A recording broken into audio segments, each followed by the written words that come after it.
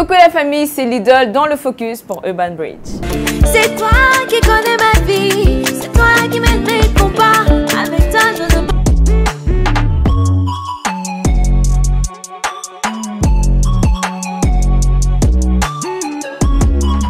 Déjà, je ne savais pas que j'étais dans le top 3, c'est une bonne nouvelle ça. En tout cas, ça fait plaisir en fait, de savoir qu'on est classé, de savoir qu'aujourd'hui on compte, de savoir que le slam est considéré, même si c'est pas encore à sa juste valeur, mais de savoir que petit à petit les gens commencent à adopter et à aimer véritablement le slam, ça fait énormément plaisir.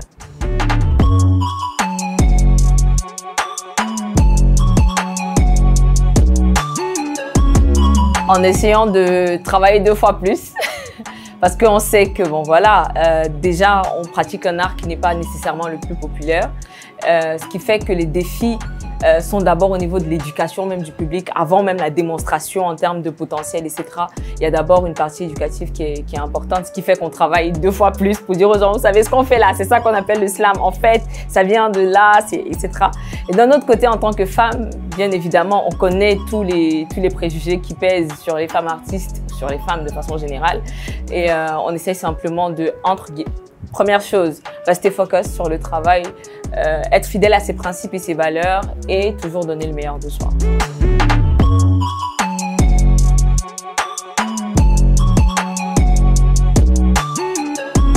Bien sûr, en tout cas, j'espère pouvoir mettre sur pied dans quelques années une Slam Academy.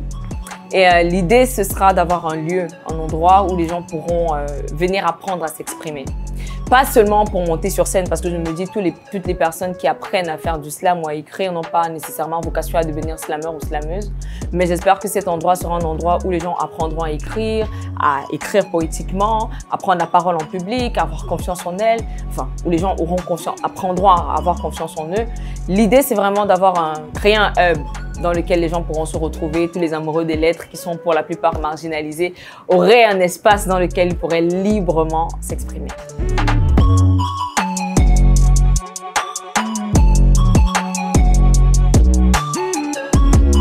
Non. Comment tu as vécu ça? C'était magique.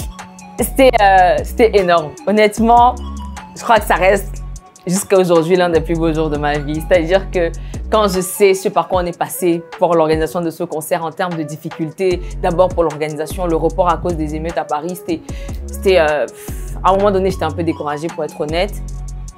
Première victoire ou première célébration, c'est quand la salle en fait nous annonce qu'il n'y a plus de billets. Tous les tickets ont été vendus, c'est-à-dire que, je sais pas si tu réalises, mais quand tu quittes ton Yaoundé natal et tout, bon, ok, à Yaoundé, on sait que si on veut faire un concert de 200 places, on connaît plus ou moins qui va venir, etc. Mais tu te retrouves à Paris où en réalité, tu n'es personne, où les gens ont leur façon de vivre et leur façon d'être. Tu as 1 mois et demi pour mettre en concert alors que les gens organisent des événements des années avant. Tu n'as pas l'argent parce que ma mère, elle m'a sorti genre non, tu peux pas faire ça, ça coûte énormément parce que ce qui pour eux n'est rien, c'est-à-dire 1 500, 3 000 euros pour eux c'est rien, mais c'est 2 millions de francs CFA. Et c'est un gros investissement financièrement, humainement. Mais quand tu vois le résultat, il y a de quoi être fier. Je profite encore de cette occasion pour dire merci à toutes les personnes qui ont participé de près ou de loin à la réussite de cet événement. Les magnifiques musiciens que j'ai eu, Daryl, vraiment capitaine. Enfin, il sait, c'est le boss des boss. Merci à Beretta, à Anna. Ces personnes sont lesquelles, en réalité, je suis sûre qu'à un moment donné, j'aurais baissé les bras, en fait. Et merci surtout au public qui est venu nombreux. Et aussi et surtout à toutes les personnes qui m'ont soutenu pour cet événement. Les personnes qui ont partagé sur les réseaux, à Urban Bridge, parce que oui, vous m'avez aidé à faire une promotion de ouf en fait. Vraiment, vraiment merci.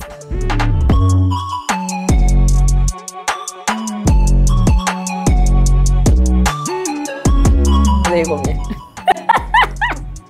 Bien sûr, je crois qu'une fois qu'on termine un concert comme ça ailleurs, la chose qu'on a envie de faire ensuite, c'est d'organiser la même chose chez soi en fait. Là, on m'a un peu freiné dans mon élan. Tu vois, la team m'a dit, ok, Lidl, calme-toi, c'est la fin d'année. Hein? Laisse les gens redescendre. Il y a une nouvelle chanson qui va sortir, il y a tout, donc calme-toi. Et en 2024, j'espère, on pourra organiser un grand concert.